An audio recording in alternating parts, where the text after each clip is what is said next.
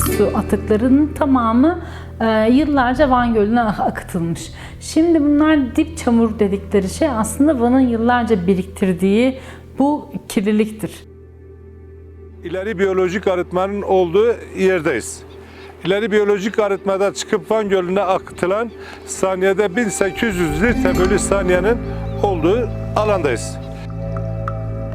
Van Gölü'nün arıtması, yani Van Gölü'nün, Van kentinin diyeyim atıklarının, sıvı ve katı atıklarının oraya atılması, göle atılması zaten Van'ın ezeli sorunlarından biri.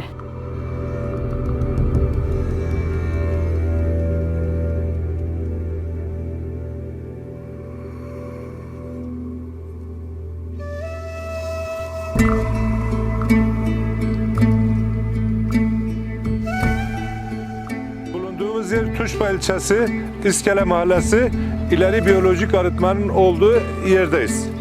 İleri biyolojik arıtmada çıkıp Van Gölü'ne akıtılan saniyede 1800 litre bölü saniyenin olduğu alandayız. Şimdi 2021 yılında Emine Erdoğan'ın 1 Haziran'da açılışını, o dönemin Çevre Bakanı'yla yaptığı, Murat Kurum'la yaptığı açılışını yaptığını, 5 Haziran 2021'de Cumhurbaşkanı'nın Erdoğan'ın büyük müjde, büyük hizmetlerle açılışını yaptığı arıtmadan bahsediyoruz. Arıtma saniyede 1800 litre bölü saniye burada kanalizasyon atığı geliyor. Sizin de burada gördüğünüz, kokusunu da hissettiğiniz, kokusuna duramadığımız, burnumuzun direğini kıracak kadar bir kokunun olduğunu hissediyoruz. Simsiyah bir su ve burnumuzun kemiğini kıracak kadar bir koku var. Bu anlamda sözde orada ileri biyolojik arıtma olarak tamamlanan ve hala da işletilen ileri biyolojik arıtmanın ileri biyolojik arıtmama olduğunu hep beraber gözlemlemiş oluyoruz.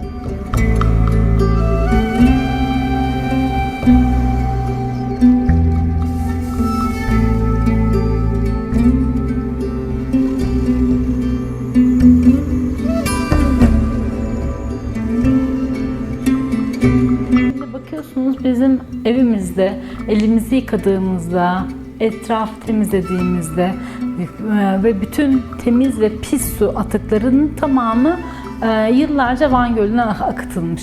Şimdi bunlar dip çamur dedikleri şey aslında Van'ın yıllarca biriktirdiği bu kirliliktir. Şimdi havalar ısındı ve yapılan arıtmanın koku yayma ünitesinin olmaması, bir de aynı şekilde orada arıtılan veya arıtılamayan, kirli veya temiz, artık biz gidip baktık oradaki arıtmaya, su temiz gibi gözüküyordu ama başka bir kanaldan Van Gölü'ne kirli bir su akıyor.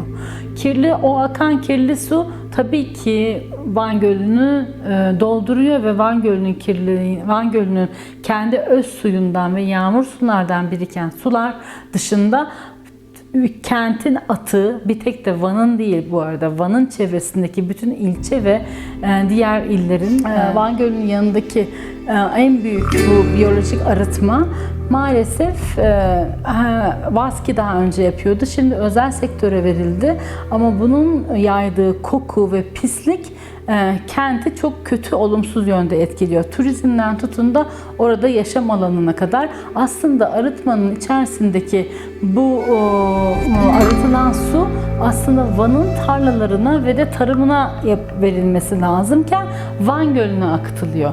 Bunun değişmesi lazım, dönüşmesi lazım diyeyim.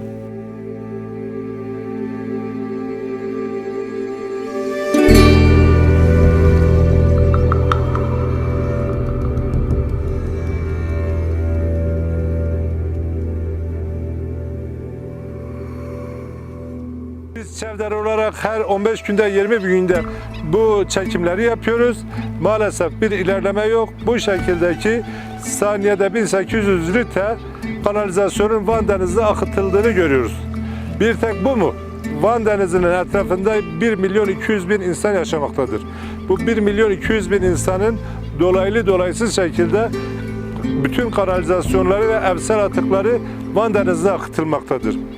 Teknik olarak yapılan hesaplamalara göre sadece Van Gölü Havzası'nda günlük 56.400 metreküp, 57.000 metreküplük bir kanalizasyon Van Denizi'ne akıtıldığı, Van Denizi sizin de bildiğiniz gibi kapalı havza olmasına dolayı bu resmen bir balçığa dönüştüğünün somut göstergesidir. Bunun yanında bir başka da sorun, Van Denizi'ni çerçeveleyen yaklaşık 102 tane akarsu dere vardır.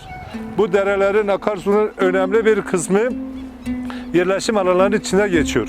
Yerleşim alanlarında geçerken buradaki kanalizasyon ve evsel atıkları Van Denizi'ne taşımaktadır. Böylesi ciddi bir risk oldu.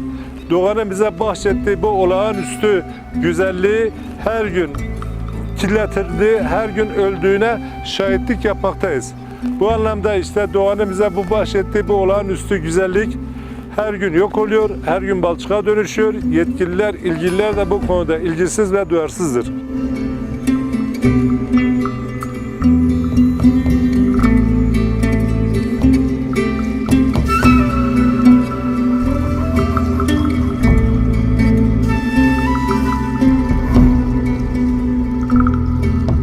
Sivil toplum örgütlerinin öncelikle hepsinin bu konuda birleşmesi gerekiyor. Şimdi Van Gölü ile ilgili sempozyum yapıldı, çalıştay yapıldı, bir dolu çalışma yapıldığı söylendi. Ama fiili olarak mesela Van'daki sivil toplum örgütlerinin Van Gölü'nün kirlenmemesi için bireysel olarak da çok kirletiliyor çünkü. Yani görüyoruz işte Van Gölü üzerindeki teknede sigara içen biri sigarasını şeye atıyor, göle atıyor. Hani bireysel kirlenmelerin oranı az olabilir. Kentin yaydığı yani Van Gölü'ne akıttığı kirlilik daha çok olabilir. Ama en azından bireysel olarak da hepimize de görev düşüyor. Bununla ilgili bile çalışacak bir sivil toplum örgütü çok önemli bir görev yapmış olur. Yani belediyeler keza halkı bu konuda bilinçlendirmek için çalışma yapmalı. Ben göremiyorum yani hiçbir yerde. Bir uyarı yazısı bile yok yani bununla ilgili. Hatta aksine Van Gölü'nün haklarını belediyeler ihlal ediyor. Bakıyorsunuz işte bir gördünüz biliyoruz. Mesela bisiklet kafe. Van Gölü'nün tam içine yapılıyor. Van Gölü'nün kenarını mesela betonlaştırıyor. O eski yeşil alan kısmı, yeşil alan Van Gölü'nün kenarı eskiden yemyeşildi. Bunlar mesela azaldı, hep beton oldu.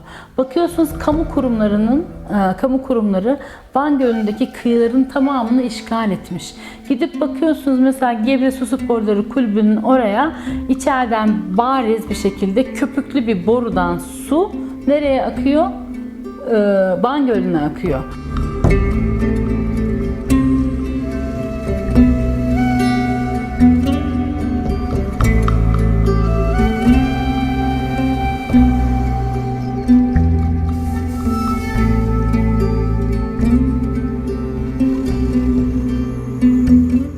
Şimdi Van Denizi'nin en temel sorunlarından bir tanesi de dip çamurudur.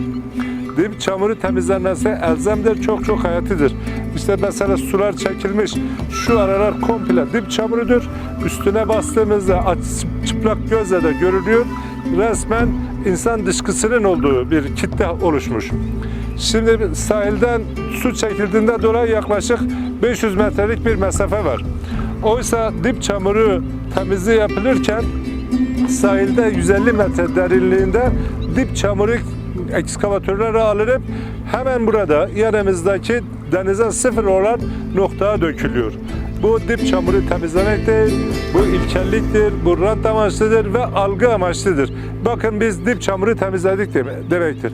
Oysa dip çamuru temizlemek denizin içlerine doğru bir iş makinesi alınır. O iş makinesinin bilgisayarı olur.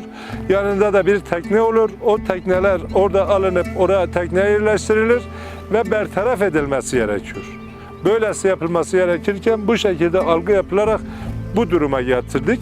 İşte görüldüğü gibi her tarafında harfiyatların döküldüğü, her tarafta sazlıkların yakıldığı, kurutulduğu böylesi muhteşem bir manzaranın, olağanüstü bir coğrafyanın katledildiği, değeri bilinmediği bir noktada. İşte Cathy Robinson uzayda çekerken dünyanın en güzel olarak atledildiği Van Denizimiz maalesef bugün bir balçık, her gün ölümüne şahitlik yapıyoruz ve bu son durum gerçekten hepimizi çok üzüyor. Umarım ilgililer, yetkililer ve bu havzada yaşayan bütün insanların en kutsal değeri olan bu değere sahip çıkarlar.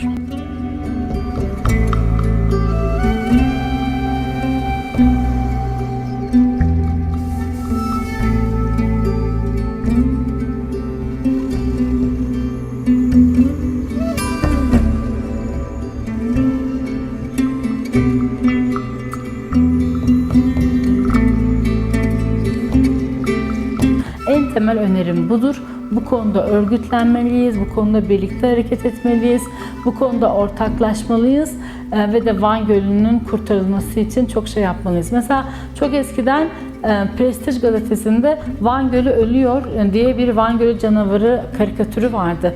Sürekli kampanya yapardı mesela. Hani basın da bu tarz kampanyalar yapabilir. İşte mesela İngiliz sivil toplum kuruluşları var şu anda çalışan mevcut odalar. İşte çevre mühendisleri odasıdır, TMOP'tur. Hani Van'daki turizmden tutun da aslında herkes ilgilendiriyor çünkü Van Gölü. Turizmden tutun da ticaretle ilgilenen odalara kadar herkesin bu konuda ortaklaşması lazım. Onlara da gidip görüş sormanız, onlara da gidip zorlamanız, onların kapılarını sürekli bıkmadan, usanmadan çalmanız da ayrı bir öneri değil.